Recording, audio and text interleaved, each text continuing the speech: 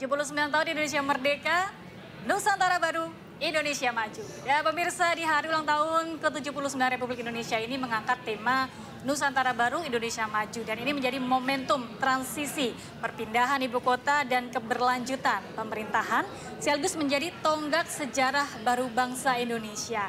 Dan pemirsa, kami akan mengajak Anda untuk membahas lebih dalam tentang hal ini dan tentang sejarah bangsa Indonesia menuju ke kemerdekaan. Sudah bersama kita yakni Bapak Didik Prajoko. Selamat pagi. Selamat pagi. Selamat pagi. Salam merdeka, Pak. Merdeka. Ya, kalau kita di sini berbicara tentang kemerdekaan RI. Kita hari ini merayakan ulang tahun kemerdekaan Republik Indonesia ke-79. Nah, kalau kita melihat ke belakang sejarah ini, di buku-buku sejarah kita menyebutkan bahwa kita ini sudah dijajah selama 360 tahun. Tapi banyak sejarawan yang mengatakan bahwa membantah hal tersebut karena sebenarnya Indonesia tidak dijajah selama itu. Nah, kalau menurut pandangan Pak Didik seperti apa, Pak? Ya, terima kasih. Jadi pandangan tentang 350 tahun dijajah oleh Belanda itu memang dilontarkan oleh para pendiri bangsa kita untuk memberikan satu penekanan ya bahwa kita ini lama sekali dijajah oleh bangsa asing. Cuma hanya beberapa wilayah di Indonesia yang mungkin mengalami penjajahan di periode awal. Misalnya di Ambon ya, 1605 itu 1605 itu VOC sudah menaklukkan Ambon ya. Kemudian di Batavia atau Jakarta, Batavia didirikan 1619.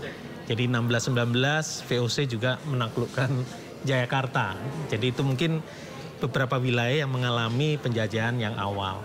Tapi banyak wilayah yang lain yang justru baru nanti awal abad 20. Seperti kerajaan-kerajaan di Bali, itu kerajaan Kelungkung ya, bahkan kerajaan Badung ya. Badung itu ibu kotanya Denpasar, Puri Denpasar. Itu baru 1906 ya, 1906-07.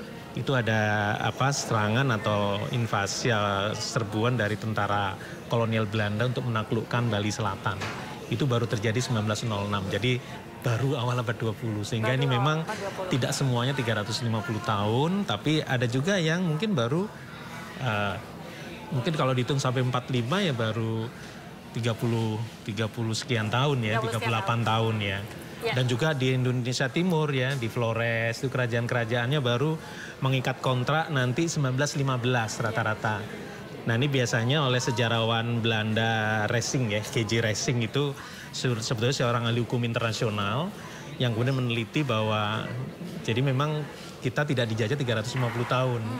Karena ternyata Menteri Jajahan Belanda juga masih menganggap bahwa masih banyak kerajaan-kerajaan merdeka di Indonesia, terutama di Indonesia Timur ya, sehingga baru setelah 1915 itu mereka mulai mengikat kontrak dengan pemerintahan Hindia Belanda. Mungkin kalau dihitung 1915 jadi kita mungkin baru dijajah 45 kurangi 15 ya, kita merdeka kan 45 ya, mungkin baru 30 tahun baru 30 ya. Tahun. Ada wilayah-wilayah yang baru 30 tahun dijajah, tapi ada yang sudah lebih awal. Misalnya di Jawa, kerajaan-kerajaan di Jawa ini, kalau kita lihat perang Diponegoro, setelah perang Diponegoro itu 1830, itu kerajaan-kerajaan di Jawa, terutama Mataram, yang nanti Yogyakarta dan Surakarta, itu mengalami penjajahan oleh Hindia Belanda. Nanti mengikat kontrak dengan kekuasaan yang sangat terbatas ya.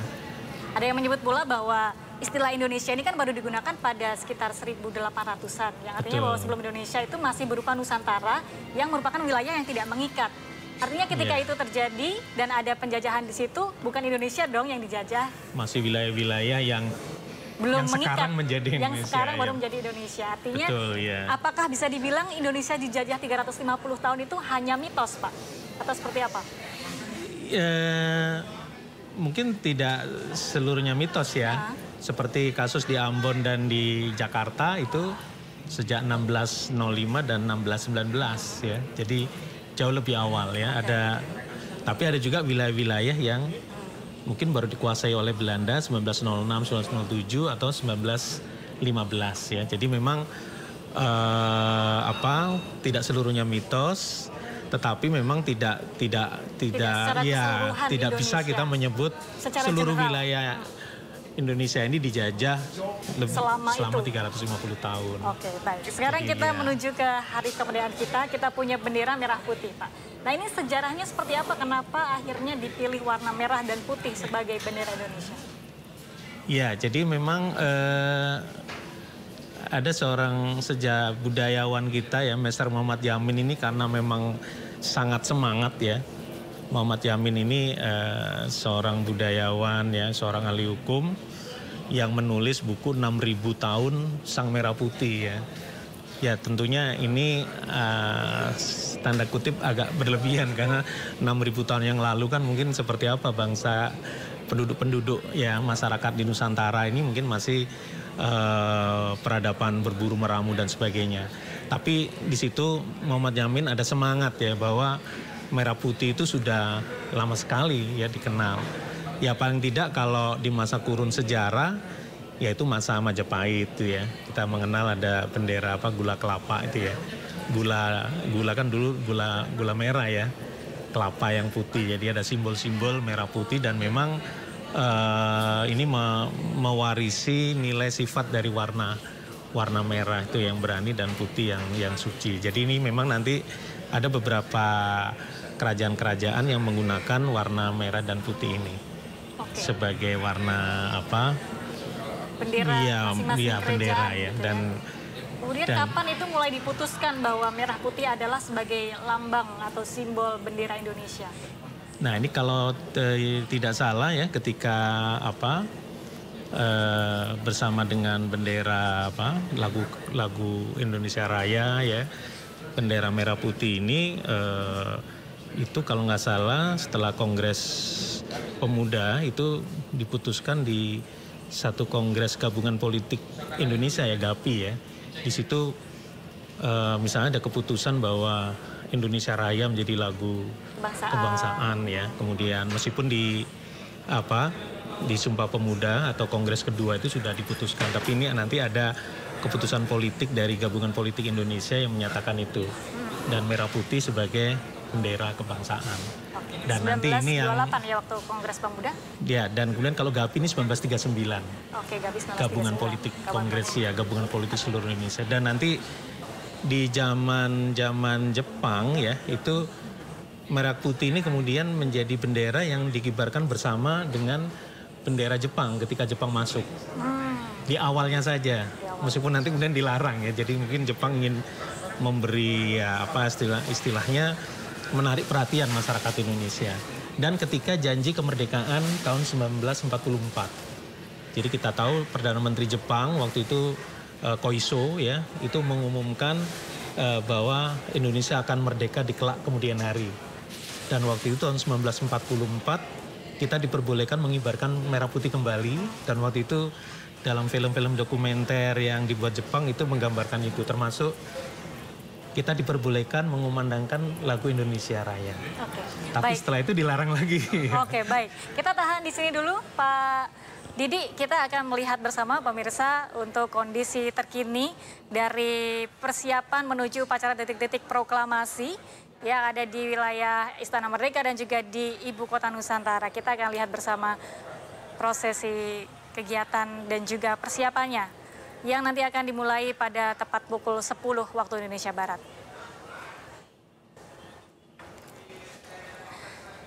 Ya, ini adalah kondisi di Istana Merdeka, di bagian luar Istana Merdeka. Sepertinya Wakil Presiden Ma'ruf Amin sudah tiba rombongannya di area Istana Merdeka untuk menuju ke dalam istana dan sesaat lagi akan menjadi bagian sebagai inspektur upacara yang akan dilaksanakan di Istana Merdeka. Seperti kita ketahui bahwa ini merupakan tonggak sejarah baru, kita bersama-sama untuk menyaksikan bahwa upacara peringatan detik-detik proklamasi dilakukan di dua tempat.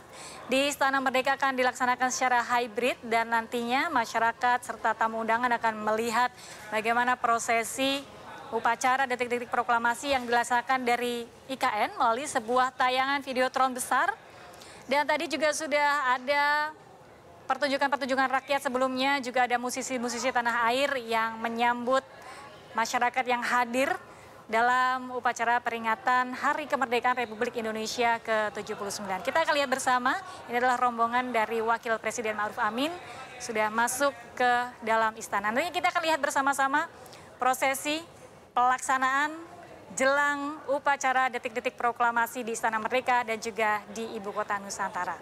Baik, saya kembali ke Pak Didi. Jadi kita sudah bicara sejarah sedikit, sekarang kita akan melihat masa depan. Bahwa kita adalah ada momentum transisi perpindahan ibu kota dari Jakarta ke Kalimantan Utara di Ibu Kota Nusantara. Nah ini Pak Didi bagaimana melihatnya, apakah ini sebagai sebuah harapan baru kita untuk menjadikan kota Jakarta sebagai kota khususkah atau seperti apa pandangannya Pak? Ya, boleh refleksi sedikit ya. Boleh, jadi wacana kepindahan ibu kota ini memang sudah ada sejak masa kolonial Hindia Belanda. Jadi dulu tahun 1920-an ya, itu digagas bahwa Batavia dan juga yang Buitenzorg ya, pusat pemerintahan Hindia Belanda di Bogor, itu akan dipindah ke Bandung ya. Tapi entah kenapa ini tidak terjadi ya. Tapi sudah dipersiapkan infrastrukturnya. Pembangunan perumahan-perumahan, prasarana-prasarana, bahkan beberapa kantor perusahaan besar itu sudah pindah, seperti perusahaan kereta api atau Stadspur ya, itu pindah ke Bandung. Kemudian perusahaan pos dan telegraf itu juga pindah ke Bandung dan sekarang jadi kantor pusat Telkom dan PT KAI ya. Nah kemudian nanti di masa Republik ya, memang ada ide dari Soekarno tahun 1957 memindahkan ibu kota ke Palangkaraya ya, sebagai kota kembar bersama Jakarta. Sama periode itu kan masih ada krisis ya, ada masalah-masalah keamanan ya, ada beberapa peristiwa Perperi Permesta dan juga masalah-masalah ekonomi ya, sehingga itu tidak berlangsung. Termasuk kemudian ada upaya dulu pemindahan pusat ibu kota ke Jonggol ya, di masa Orde Baru. Nah sekarang ini di bawah Presiden Jokowi ya, digagas ke Panajem ya, Panajem Pasir Utara. Dan tentu ini sebagai satu keputusan politik tentu semuanya ikut mendukung ya. Cuma memang ada hal-hal yang perlu dipikirkan. Nah tentu ini prosesnya akan berlangsung cukup panjang ya, karena ada pusat kota inti, nanti ada bagian-bagian pendukung ya, yang itu mungkin nanti program-program selanjutnya. Kemudian nanti bagaimana transportasi ya, atau bagaimana kita menuju ke ibu kota ini, apakah ini sangat tergantung dengan transportasi udara atau kemudian melalui laut ya, yang kemudian lebih ekonomis, artinya untuk bisa mengangkut barang dalam jumlah lebih besar, sehingga ini mungkin nanti perlu dipikirkan juga saran-saran transportasi menuju ibu kota ya, baik dalam pengertian mungkin transportasi penumpang maupun barang, dan juga mungkin hal-hal yang lain yang mungkin membutuhkan satu alat transportasi yang memudahkan ya hubungan ke. Dan tentunya beberapa hal kalau misalnya ini akan terus ya, apakah nanti kepresnya akan ditandatangani dan resmi pindah, tentu ini tergantung dari pemerintahan yang akan datang. Ini sudah dimulai begitu ya, proses untuk mengadakan kegiatan-kegiatan penting. Kita tahan dulu Pak Didi, kita akan lihat bersama tentang bagaimana prosesi upacara proklamasi di IKN. Kita akan lihat bersama dan ikuti bersama. Peserta yang berasal dari luar daerah ya, terus kemudian dari Kalimantan Timur kita serahkan kepada Gubernur, Bupati Wali Kota, tentu saja dibantu oleh Pangdam dan Kapolda juga. Jadi kita serahkan kepada daerah untuk mengukur juga, karena ini kan sistem pendukung di sini kan juga sekali lagi sangat terbatas untuk hal-hal kecil ya, sesuatu yang mungkin bagi kita di kota-kota besar yang sudah mapan nggak jadi pertanyaan lagi. Ya, terima kasih. Apa? Presiden hari ini bajunya apa Pak? Kalimantan ya Pak. Apa ya? Kelihatannya surprise saja, nanti Pak Presiden menjelaskan. Kemarin kan yang pasti berangkat mengenai bola bintang liga Pak, apakah nanti sampai acara pagi ini akan Sudah satu pada saat gladi juga mereka yang mengenakan hijab tetap mengenakan hijab. Kemudian yang kedua kita bersama-sama sudah putuskan bahwa yang biasa mengenakan hijab juga dipersilahkan untuk mengenakan hijab. Ini sudah berlangsung lama kan tradisi ini, jadi nggak ada yang perlu dipermasalahkan. Pak, terkait kendaraan yang berwarna ini di IKN selama 17 Agustus ini, Pak, full kendaraan. Dan pemirsa, kedua Purna Paskibraka Duta Pancasila tahun 2023 yang saat ini kita saksikan bersama adalah Paskibraka yang tahun sebelumnya bertugas sebagai pembawa baki duplikat bendera negara Sang Merah Putih. Ya, Dazen dan juga pemirsa, meskipun sudah purna tugas, tapi mereka tetap mendapatkan kehormatan untuk membawa bendera negara Sang Merah Putih dan juga naskah teks proklamasi yang tentunya akan digunakan dalam upacara peringatan detik-detik proklamasi kemerdekaan Republik Indonesia. Saat ini kita saksikan bersama Purna Paskibraka Duta Pancasila tahun 2023 membawa bendera negara Sang Merah Putih dan naskah teks proklamasi ke mimbar kehormatan dengan dikawal oleh Pas Pampres. Sekali lagi pemirsa, ini adalah momen yang sangat syarat makna karena ini kali pertama prosesi pengibaran bendera negara Sang Merah Putih di Istana Negara IKN. Dan berdirinya Istana Negara IKN adalah simbol nasional baru yang melambangkan cita-cita Indonesia sebagai negara maju. Dan dapat kita lihat bersama pemirsa, di kiri dan kanan lorong, ini adalah pasukan berbaju adat Nusantara. Nah, pasukan ini terdiri dari pasukan Kodam 6 Mula Warman dan juga dari Polda Kalimantan Timur. Jika dalam keseharian mereka bertugas mengenakan seragam, tapi hari ini spesial, tampil dengan sangat etnik dengan menggunakan pakaian adat dari berbagai daerah di Indonesia. Tentunya untuk menghormati keberagaman budaya dan juga adat Nusantara yang memiliki ciri khas berbeda dari Sabang sampai daerah yang masih sepi gitu. Ya pemirsa, kita akan melihat kembali nantinya bagaimana proses persiapan untuk menuju ke upacara detik-detik proklamasi, mengingat bahwa kita memiliki perbedaan waktu antara waktu Indonesia Barat dan juga waktu Indonesia Tengah. Dan kita akan kembali berbincang kembali dengan Pak Didi. Kita tadi masih membahas Ibu Kota Nusantara, mengingat bahwa sebentar lagi Ibu Kota akan dipindahkan ke Kalimantan. Dan menurut Pak Didi, apakah ini sudah waktu yang tepat begitu untuk memindahkan Ibu Kota dari Jakarta ke Kalimantan?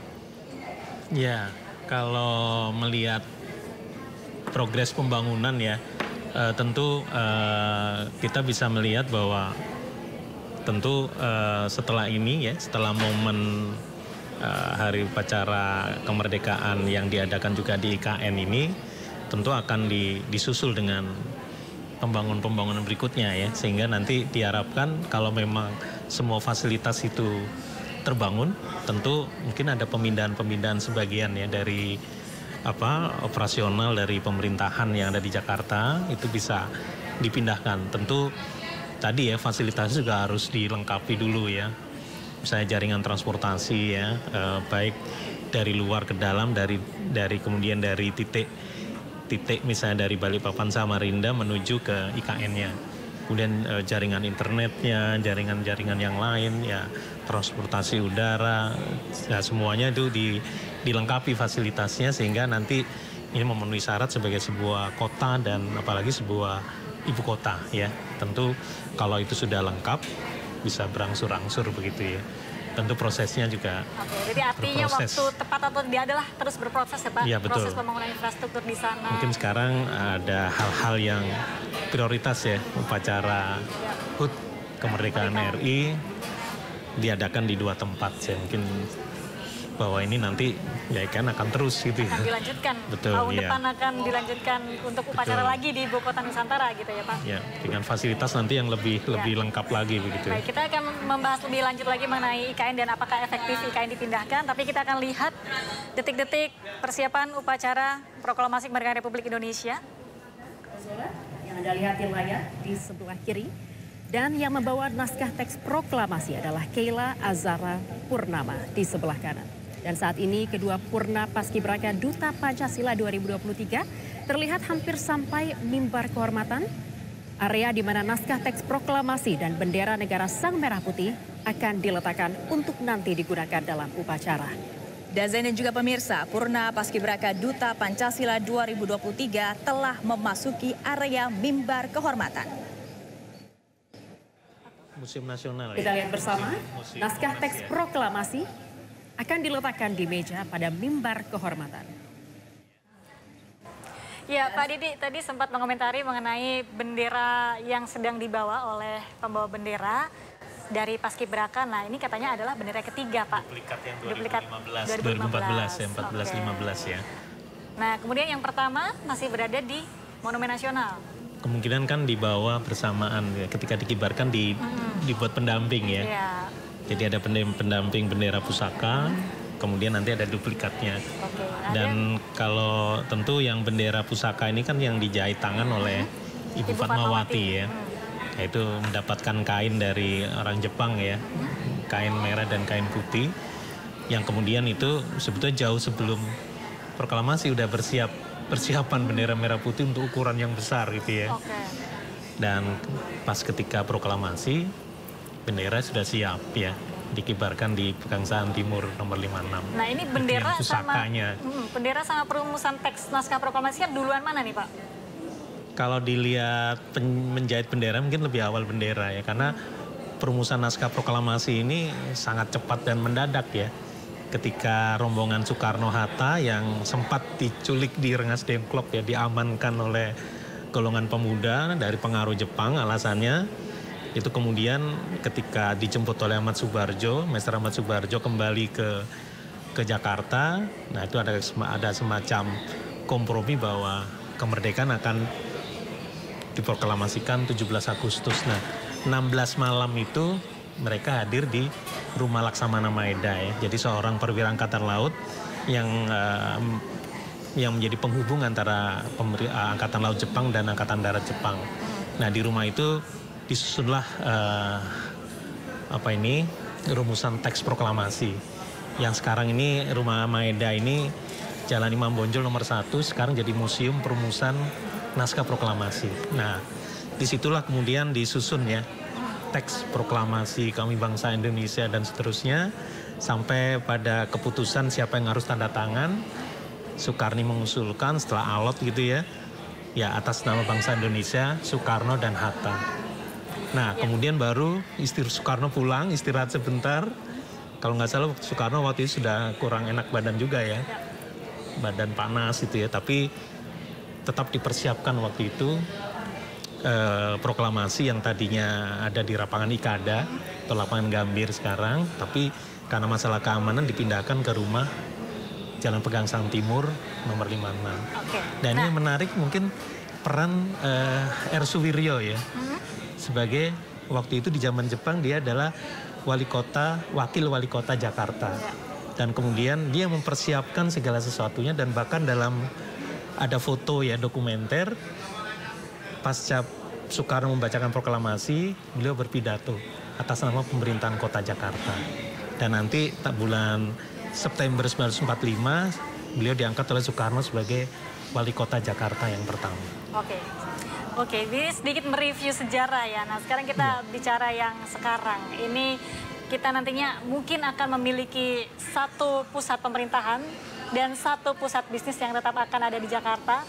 Kalau melihat yang sudah terjadi selain di Indonesia, ini benchmarkingnya negara mana Pak, dan seperti apa itu sudah berjalan? Ya, cukup banyak negara-negara yang sudah memindahkan ya ibu kota di Malaysia ya, dari Kuala Lumpur yang sibuk macet ya, bergeser ke Putrajaya. Cuman mungkin tidak terlalu jauh ya, cuma 30 km. Australia juga sama ya. Di situ ada kota besar Sydney, kemudian dibangun Canberra ya, yang itu berapa ratus kilometer ke arah pedalaman.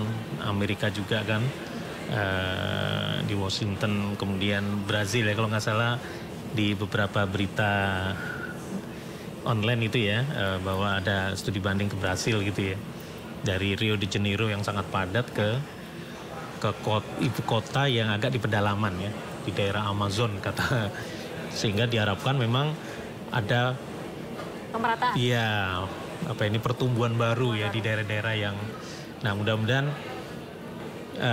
model ya pemindahan ini nanti akan ada pertumbuhan baru di IKN ya sebagai wilayah yang kemudian menjadi pusat pemerintahan ya.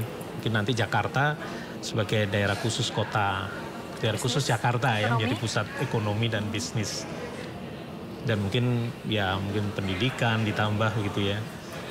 Nah ini mungkin akan memberi keseimbangan tentu dengan fasilitas-fasilitas yang di daerah IKN ini tentu ditambah terus begitu ya sehingga semakin lengkap.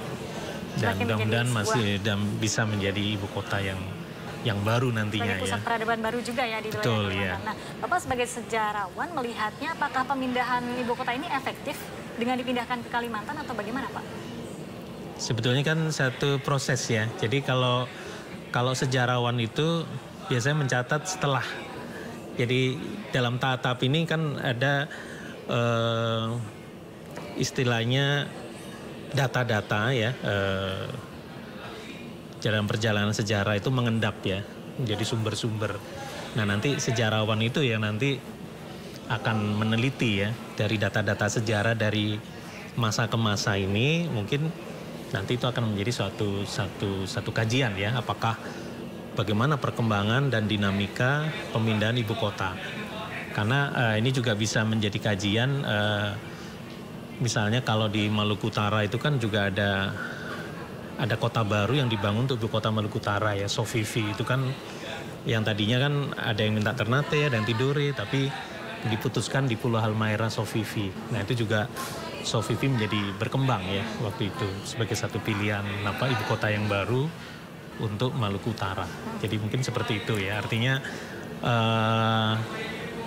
mungkin kalau pandangan-pandangan dari ahli tata kota ya, planologi mungkin itu bisa yang saat ini ya, tapi untuk sejarawan kita biasanya melihat dari contoh-contoh yang sudah ada ya.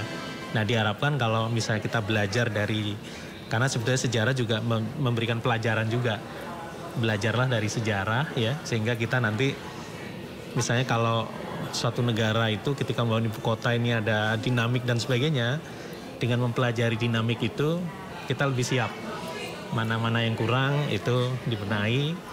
Kemudian yang ada hal-hal yang baik ya, lebih baik dan sukses, nah itu kita contoh begitu ya. Jadi belajar dari sejarah itu mungkin penting ya. Baik, ada pandangan yang menyebutkan bahwa dengan pemindahan ibu kota ini tidak meratakan atau memindahkan masyarakat dalam persentase yang cukup signifikan gitu, karena pusat bisnis, pusat ekonomi masih tetap ada di Jakarta. Nah ini seperti apa Pak pandangannya? Ya, mungkin yang ini lebih tahu nanti ini ya ahli-ahli perkotaan. Jadi kalau kita bicara tentang kota ya, yang kita dulu pernah sempat belajar juga tentang sosiologi perkotaan gitu ya. Jadi ada bisa perkembangan kota menengah ya, atau mungkin kota yang kota menengah ini kan, atau sebuah ibu kota ini kan juga harus ditunjang tidak hanya pusat pemerintahan saja, tapi kan dia juga butuh sektor-sektor yang lain ya, yang penunjang begitu ya. Karena kan ini sejumlah manusia tinggal di satu kawasan kan butuh apakah pasar ya, swalayan, kemudian ada pusat kesehatan ya, kemudian mungkin ada tempat pariwisata, pendidikan ya, dan itu semua harus dilengkapi begitu ya sebagai satu daya dukung ya sebuah kota. Dan nantinya ini akan menambah juga ya, menambah jumlah manusia yang akan datang berkumpul ya. Kemudian ya tidak tertutup ya sektor-sektor bisnis dan industri juga berkembang untuk mendukung pusat ibu kota yang baru. Oke. Ya. Kalau lihat sejarah kan ada negara-negara lain yang juga menjadi benchmarknya atau percontohan kita yang bisa mengaplikasikan pemindahan ibu kota seperti Malaysia, Australia, Amerika. Nah ini negara mana yang bisa kita contoh penerapannya bahwa mereka sudah efektif untuk menerapkan pemindahan ibu kota dengan dua wilayah, satu sistem pemerintahan, satunya sistem atau satunya adalah pusat bisnis. Mungkin yang yang khas dari Indonesia ini kan negara maritim ya. Kita menyebut, jadi archipelago itu kan Pelagos itu laut ya, Ars itu besar ya, jadi kawasan yang terdiri dari laut-laut. Kemudian kita menerjemahkan sedikit negara kepulauan gitu ya.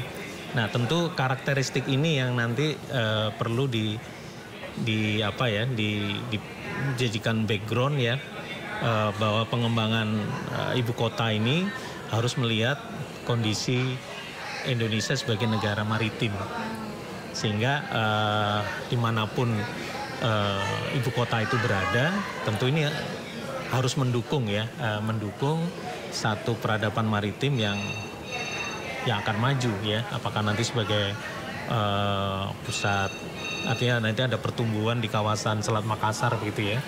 Jadi Selat Makassar ini sebetulnya selat yang sangat ramai karena ini termasuk selat yang dalam gitu ya. Yang ke selatannya itu ada Selat Lombok. Kemudian ke utaranya ada Laut Sulu ya, dan ini menjadi satu kawasan jalur transportasi laut yang bisa menghubungkan dari Australia, Indonesia, ke Filipina, Malaysia, bahkan sampai ke Cina nanti atau ke Jepang. Sehingga kalau misalnya dengan background kemaritiman ini kita bisa mengkaitkan dengan IKN yang sekarang, tentu kawasan Kalimantan pesisir timur Kalimantan ini menjadi suatu kawasan yang punya sangat potensial ya. Ditambah dengan kawasan Sulawesi bagian barat ya, pesisir ya. Sehingga ini menjadi suatu dinamik tersendiri kalau kita ingin melihat dari sisi kita sebagai negara kemaritiman. Pembangunan ibu kota Nusantara di Kalimantan ini kan juga memberikan efek domino ya bagi pertumbuhan ekonomi di lingkungan sekitarnya. Tadi disebut juga di berita-berita bahwa okupansi hotel-hotel di sana juga sudah mencapai 100% bahkan lebih. Nah ini seperti apa Pak? Perkembangan ekonomi dan pertumbuhan ekonomi di Kalimantan akan jadi seperti apa? Jadi kita juga bisa melihat juga ya dari sisi potensi pariwisata ya, karena pasti semua orang di Indonesia akan ingin berkunjung ya ke ibu kota yang baru, sehingga memang fasilitas hotel dan sebagainya ya, pusat-pusat layanan itu tentu harus terus ditingkatkan ya. Nah ini kita bisa melihat kasus yang di Bengkulu ya, yang sekarang sedang berproses juga. Nah Bengkulu ini kan di masa lalu karena bukan jalur darat gitu ya, Trans Sumatera tidak dilewati, sehingga relatif ya orang-orang yang datang ke Bengkulu juga terbatas ya, sehingga hotel-hotel juga terbatas. Nah mudah-mudahan sekarang Bengkulu sudah, nah kalau misalnya dikembangkan dengan paradigma kemaritiman, mungkin Bengkulunya akan ramai ya, karena ini jalur pesisir pantai barat Sumatera yang menghubungkan dari Lampung, Bengkulu, Sumatera Barat, Sumatera Utara ya sampai ke Aceh. Nah, artinya pusat-pusat pertumbuhan ini pasti akan muncul ya dari proses pembangunan yang ada. Jadi tidak hanya di Kabupaten Penajam Pasir Utara, tapi juga wilayah-wilayah yang ada di sekitarnya. Jadi lintas provinsi juga ini di pantai kawasan pesisir timur Kalimantan sampai Kalimantan Utara gitu ya. Dan juga di kawasan Sulawesi juga, kawasan dari selatan barat ya, Sulawesi Selatan, Sulawesi Barat, Sulawesi Tengah sampai Sulawesi Utara gitu kan. Dan itu diharapkan ikut terimbas dari pertumbuhannya ya, diakibatkan oleh pembangunan di IKN. Jadi ini akan memberikan dampak positif terhadap pertumbuhan ekonomi bukan hanya di wilayah Penajam Pasir Utara saja, tapi ada di sekitarnya termasuk pariwisata, juga mungkin akan ada sumber-sumber pendidikan, kemudian kesehatan yang akan juga dibangun menjadi pusat peradaban baru ya mungkin di Kalimantan.